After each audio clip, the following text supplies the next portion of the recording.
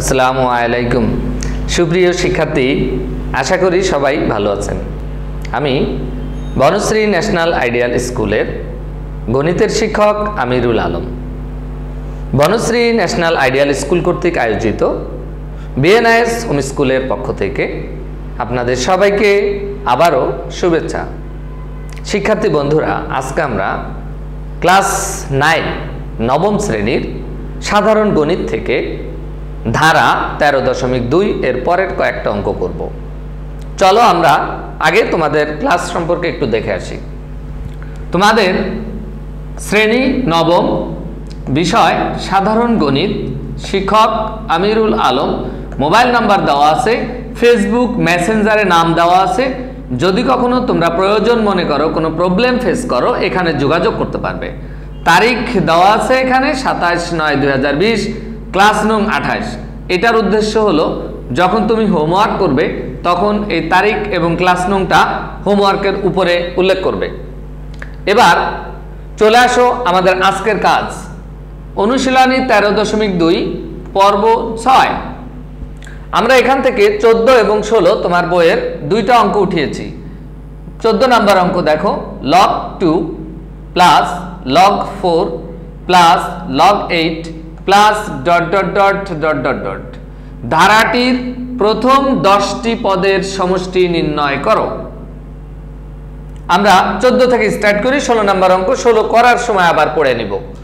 14 number, আমরা ধারাটা আগে উঠাই। দেওয়া আছে ধারাটি log 2 log 4 log 8 প্লাস, এটা ধারাটা দেওয়া আছে প্রশ্নে। আমরা এখান থেকে 10টা পদের যোগফল নির্ণয় করব। 10টা পদের যোগফল, তো এটাকে আমরা একটু মডিফাই করি আগে। এটা হচ্ছে দেওয়া আছে কয়টা পদের যোগফল বের করতে বলেছে, 10টি পদের যোগফল। আমরা এখানে সমান সমান দিয়ে লিখি log 2 প্লাস, খেয়াল করো এখানে 4 কে আমরা লিখতে পারি log 2 স্কয়ার প্লাস log 8 কে আমরা লিখতে পারি 2 তার কিউব প্লাস ... দিয়ে দিলাম সমান সমান log 2 রেখে দিলাম। লগের নিয়ম অনুযায়ী পাওয়ারে যেটা থাকে সেটা কোথায় চলে আসে, আগে চলে আসে। তাহলে আমরা লিখতে পারবো এই যে 2, এই পাওয়ারের 2টা আগে নিয়ে আসলাম, থেকে গেল log 2 প্লাস, তাহলে এটাও পাওয়ারে আগে চলে আসবে 3, থেকে গেল log 2 প্লাস ... এখন আমরা দেখব এটা কি ধারা। খেয়াল করো, তুমি যদি 2 log 2 থেকে এই log 2 বাদ দাও, দেখো দুইটা log 2 থেকে একটা log 2 বাদ দিলে একটা log 2 থাকবে। আচ্ছা, আবার যদি তুমি 3 log 2 থেকে এই দুইটা log 2 বাদ দাও, একটা log 2 থাকবে। তার মানে আমি দেখতেছি যে কোনো পদ থেকে তার আগের পদ বিয়োগ করলে একই হচ্ছে। সুতরাং ধারাটি একটি সমান্তর ধারা। তাহলে আমরা লিখব ধারাটি একটি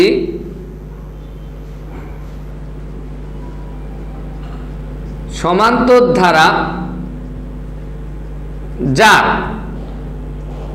প্রথম পদ কোনটা, যেটা প্রথমে থাকবে। আমরা প্রথম পদকে a ধরি, a = log 2। সাধারণ অন্তর পাশেই লিখে দেই, তোমরা নিচে নিচে লেখো। সাধারণ অন্তর, এটাকে আমরা কি ধরি, d = যে কোনো পদ থেকে তার পূর্ব পদ বিয়োগ করে দেখাবা এভাবে 2 log 2 মাইনাস log 2। তাহলে 2 log 2 থেকে log 2 গেলে থাকবে শুধু log 2। এটা হচ্ছে সাধারণ অন্তর d এর মান, প্রথম পদ এর মান। আমরা জানি এর প্রথম n সংখ্যক পদের যোগফল। এখন আমরা সূত্রটা লিখি। আমরা জানি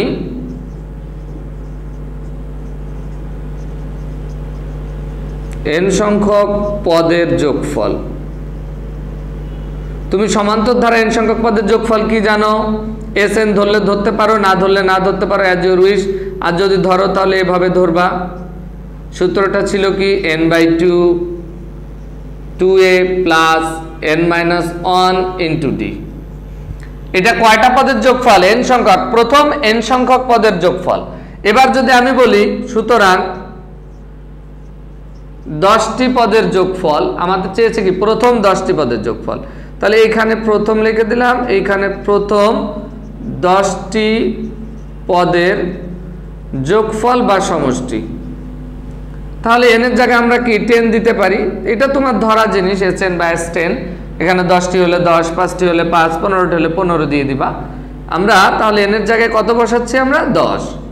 10/2 2a প্লাস 10 বিয়োগ 1 ইন্টু ডি। 10/2 মানে কত? 5। 2 এর মান কত আমরা জানি, এর মান এই যে মাত্র আমরা বের করে রেখেছি, এর মান log 2, ডি এর মানও log 2। তো এর মান বসিয়ে দিলাম log 2, 10 এর ত্যাগ গেলে 9, ডি এর মান বসিয়ে দিলাম log 2। তাহলে এখানে আমরা ফার্স্ট ব্র্যাকেট দিয়ে দেই, তাহলে 5 ইন্টু এখানে 2টা log 2 আর 9টা log 2, 9টা আর 2টা কত হয়? 11 log 2। এখন তুমি গুণ করে দাও, 5 11 55 log 2, দিস ইজ অ্যান্সার। তাহলে তুমি অ্যান্সার লিখে দাও, প্রথম 10টা পদের যোগফল কত পেয়ে গেলে? 55 log 2। এটাই হচ্ছে আমাদের 14 নম্বর অঙ্কের উত্তর বা অ্যান্সার।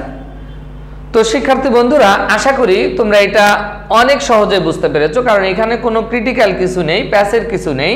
আমরা জাস্ট অঙ্কটা একটা পদ সমান্তর ধারা তৈরি করে প্রথম পদ সাধারণ অন্তর লিখে যোগফলের সূত্রে আমরা মান বসিয়ে দিয়েছি, যেহেতু 10টি পদের যোগফল বের করে ফেলেছি। চলো আমরা এখন এটা মুছে ফেলি। আমরা এখন চলে যাব পরের অঙ্কটা। আমরা পরের অঙ্কটা এখন একটু পড়ি। 16 নাম্বার অঙ্কে বলেছে 2 + 4 + 8 + 16 + ... ধারাটির প্রথম n সংখ্যক পদের সমষ্টি 254 254 254 হলে n এর মান নির্ণয় করো। তার মানে কি? প্রশ্নটা তোমাকে আগে বুঝতে হবে, একটা ধারা দেওয়া আছে, তার প্রথম n সংখ্যক পদের সমষ্টি। তো আমরা তো n সংখ্যক পদের সমষ্টির সূত্রটা কিন্তু আমরা জানি, সেই সমষ্টি সমান সমান বলেছে 254। তার মানে আমাদের সেই যোগফল যেটা, সেই সমষ্টি যেটা, সেই সূত্রটা সমান সমান আমরা লিখে দিব 254। সেখান থেকে আমরা মান বের করে ফেলবো n এর। চলো আমরা স্টার্ট করি। 16 নাম্বার 2 + 4 + 8 + 16 .. এটা দেওয়া আছে, উপরে লিখে দিতে পারো, দেওয়া আছে, সুন্দর হয়, দেওয়া আছে ধারাটি এত। এখানে আমরা কি লিখবো দেখো, তুমি একটু খেয়াল করো, 4 কে যদি 2 দিয়ে ভাগ দাও কত হবে? 2। 8 কে যদি 4 দিয়ে ভাগ দাও কত হবে? 2। 16 কে যদি 8 দিয়ে ভাগ দাও কত হবে? 2। তাহলে প্রত্যেক ক্ষেত্রেই দেখা গেল যে কোনো পদকে তার পূর্ব পদ দিয়ে ভাগ করলে সমান হচ্ছে। তার মানে কি? ধারাটা একটা গুণোত্তর ধারা। তাহলে আমরা লিখব ধারাটি একটি গুণোত্তর ধারা, যার প্রথম পদ প্রথমে যেটা থাকে a = 2। গুণোত্তর হলে কি সাধারণ অন্তর না সাধারণ অনুপাত হবে? অবশ্যই সাধারণ অনুপাত। সমান্তর হইলে হয় সাধারণ অন্তর, আর গুণোত্তর হইলে হয় সাধারণ অনুপাত। সাধারণ অনুপাতকে আমরা আর ধরি, অনেকে কিউ ধরো, সমস্যা নেই। r = 4/2, মানে 4 কে 2 দিয়ে ভাগ করলাম, অর্থাৎ যে কোনো পদকে তার আগের পদ দিয়ে ভাগ করলাম। তুমি যে কোনোটাকে আগেরটা দিয়ে ভাগ করলে সমস্যা নেই। তো এটা হয়ে গেল 2। দেখো আমরা r এর মান কত পেয়েছি? 2। তাহলে আমরা লিখব এখানে r = 2। এটা কি 1 এর চেয়ে বেশি না কম? অবশ্যই 1 এর চেয়ে বেশি।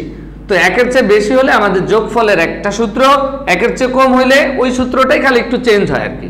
তাহলে আমরা লিখি, সুতরাং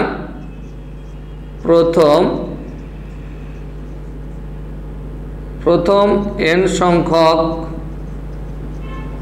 পদের সমষ্টি প্রথম n সংখ্যক পদের সমষ্টির সূত্রটা কি? a ইনটু, যেহেতু r এর মান 1 এর চেয়ে বেশি তাহলে আগে r to the power n, তারপরে -1, নিচে r -1। এটা হচ্ছে আমার প্রথম n সংখ্যক পদের সমষ্টি। আর যদি এই r এর মানটা, এই যে 2, এটা যদি 1 এর চেয়ে কম হতো তাহলে সূত্রটা কি হতো? 1 আগে r to the power n পরে হইতো, নিচে 1 আগে r পরে হইতো, এই সূত্রটাই। আচ্ছা, এখন আমরা প্রশ্ন মতে লিখব। কেন প্রশ্ন মতে লিখব বলো তো?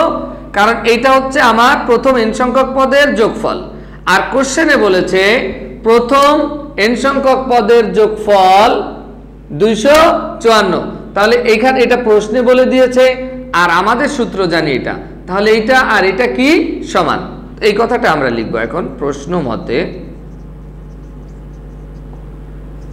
a into r to the power n minus 1 divided by r minus 1 equal to 254, বা আমরা এখন মান বসিয়ে দিব, আমরা অ্যান্সার পেয়ে যাব। এর মান কত পেয়েছি? এর মান পেয়েছি 2। আর এর মান কত পেয়েছি? আর এর মানও পেয়েছি 2, নিচে আর এর মান 2 minus 1 equal to 254, বা এখানে 2 into 2 to the power n minus 1 equal to 254, 254। দেখো আমার নিচে দাগের নিচে আর কিছু লেখিনি, কারণ কি 2 এর থেকে যদি 1 বিয়োগ করি তাহলে থাকে 1, তো হরে 1 থাকলে আর না লিখলেও হয়, সেজন্য আমরা এই নিচে 2 থেকে 1 গেলে যে 1 আর লেখা লাগে না, উপরেরটাই শুধু লিখে দিলাম। এখন দেখো এই 2 এখানে গুণ আকারে আছে, এটা তো ওপাশে যদি নিয়ে যে ভাগ হয়ে যাবে, থাকবে 2 to the power n minus 1 equal to 254, আর এর নিচে চলে যাবে 2, বা 2 to the power n minus 1, এটা দিয়ে যদি তুমি কাটাকাটি করো তো 12 দুগুণে 24, 1 7 27, 127 হবে। এখন খেয়াল করো 2 to the power n equal to 127, আর এই -1 যদি এই পাশে নাও কত হয়ে যাবে? 2 to the power n equal to 128 হয়ে যাবে, বা 2 to the power n equal to 128 কে তুমি 2 পাওয়ার কত লিখতে পারো? তুমি ক্যালকুলেটর চাপ দিলে পেয়ে যাবা, 5 দিবা, 6 দিবা, 7 দিবা, 8 দিবা, দেখবা কোনো একটা 128 মিলে যাবে। তাহলে আমি 2 to the power 7, 2 to the পাওয়ার 7 এ হয় 128, নিচের থেকে 2 টু বাদ, সুতরাং n এর মান পেয়ে গেলাম 7। তাহলে আমরা লিখে দিলাম এখানে নির্ণেয় মান n equal to 7, this is answer. তো শিক্ষার্থী বন্ধুরা, আমরা আমাদের আজকের মতো ক্লাস শেষ করে ফেললাম। অনেক সুন্দর করে 2টি অঙ্ক করলাম। আশা করি তোমরা উপকৃত হবে এবং যদি মনোযোগ দিয়ে দেখো কাজে লাগবে। এখন আমরা হোমওয়ার্ক দিব। তোমাদের হোমওয়ার্ক তোমরা সবসময় জানো যে CW to HW থাকে অলওয়েজ, তো সুন্দর করে এটা বুঝে বুঝে হোমওয়ার্কটা করে ফেলবে। এবার আমাদের ক্লাস শেষ।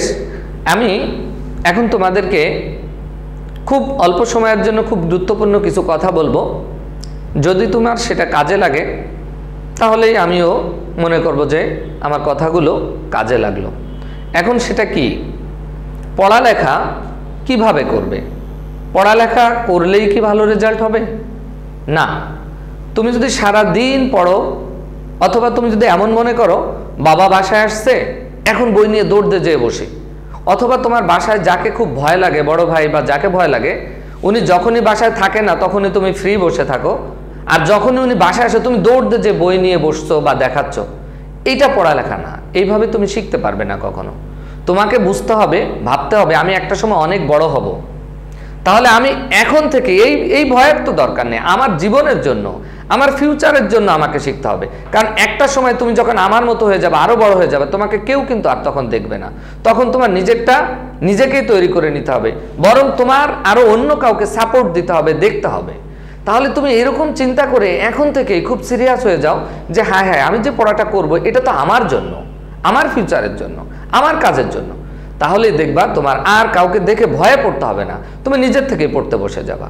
তো এরকম করবা। আর পড়বা কিভাবে? আমি বারবার একটা কথা বলি, যে জিনিসটা তোমার কাছে খুব হার্ড, খুব কঠিন লাগে, যে এটা তো পারি না, সেই জিনিসটাকে তুমি এভরিডে ঘুম থেকে উঠে সকালে ব্রাশ করার পরেই প্রতিদিন 30 মিনিট বা 1 ঘন্টা প্রতিদিন, বোঝো না বোঝো, তুমি পড়তে থাকো। তুমি 1 সপ্তাহ 2 সপ্তাহ পড়ো, আমি বললাম তুমি বোঝো আর না বোঝো, যদি তুমি এরকম 1 সপ্তাহ বা 14 দিন সেই জিনিসটাকে পড়তে থাকো, এক সময় যে এইটা হবে তোমার কাছে সবচাইতে সহজ এবং তুমি হয়ে উঠবে এটার জন্য অনেক জ্ঞানী। তো বন্ধুরা, আর বাসায় যে কাজটা করবে অবশ্যই বাবা মায়ের কথা মতো চলবে। তোমরা বাবা মায়ের কেউ অবদ্ধ হয়েও না। যদি বাবা মায়ের বাধ্য থাকতে পারো, আমি বললাম আজ হোক, কাল হোক, পরশু হোক, তোমার জীবনে উন্নতি আসবেই। তো আজ আর কথা বাড়াবো না। ভালো থাকো, সুস্থ থাকো, সুন্দর থাকো। আবার দেখা হবে পরবর্তী ক্লাসে। আল্লাহ হাফেজ।